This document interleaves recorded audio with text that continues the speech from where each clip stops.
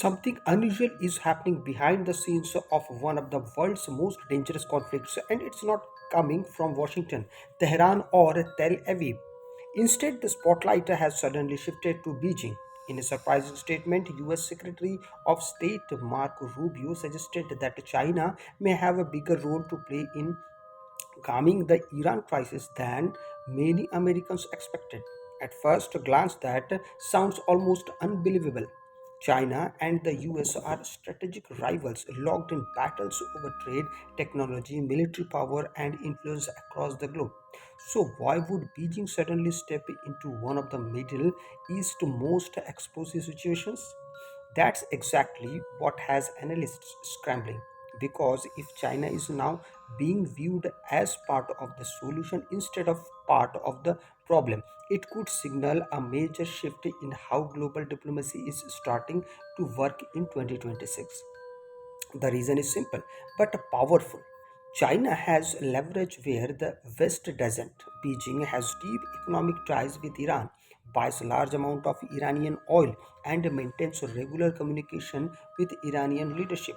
While Washington relies heavily on sanctions and pressure campaigns, China can influence Tehran through access trade and long-term partnerships. Rubio's remarks suggest the US understands something important.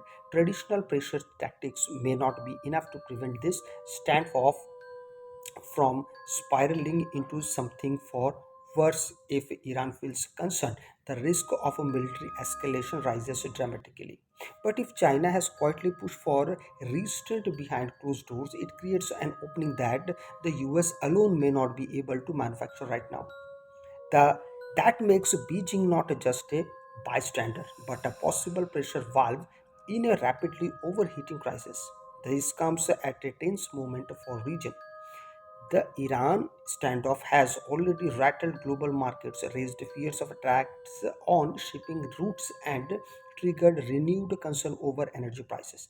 Every time tensions spike in the Middle East, the entire world feels the shockwaves, whether through gas price, inflation, stock market volatility, or military uncertainty.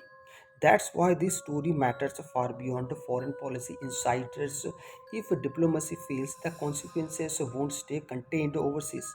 Americans consumers could feel the pain quickly through higher costs and renewed economic instability. In other words, what happens in these negotiations could land directly in the wallets of ordinary people back home. What makes this even more fascinating is the broader geopolitical picture. China has been trying to position itself as a global pacemaker, especially in regions where US influence has become more complicated.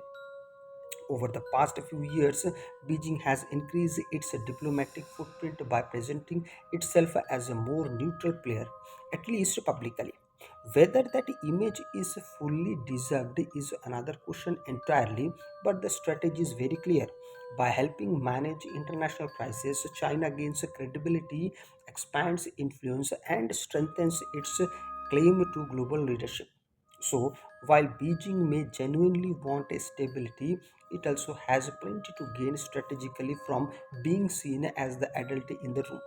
For Washington, this creates an awkward but pragmatic reality.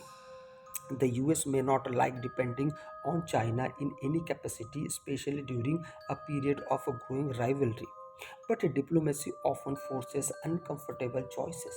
If preventing a wider regional conflict requires a coordination with a competitor, policymakers may decide it's worth the trade-off. Rubio's comments reflects that kind of realism.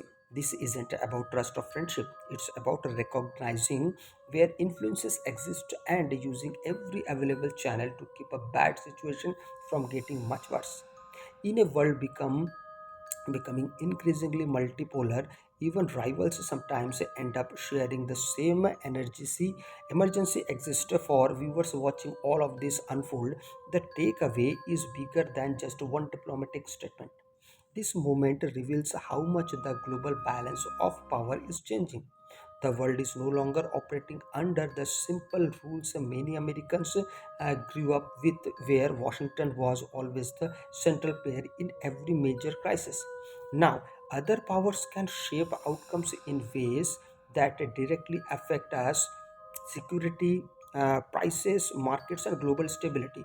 So, while this story may sound like a distant geopolitical chess, the outcome could touch everyday life in ways people don't expect. And if China ends up helping cool one of the year's biggest flashpoints, that may be remembered as a defining sign of the new world order already taking shape. If you like the video, please do consider subscribing the channel. Stay with me and I will be right back with another video. Till then, goodbye.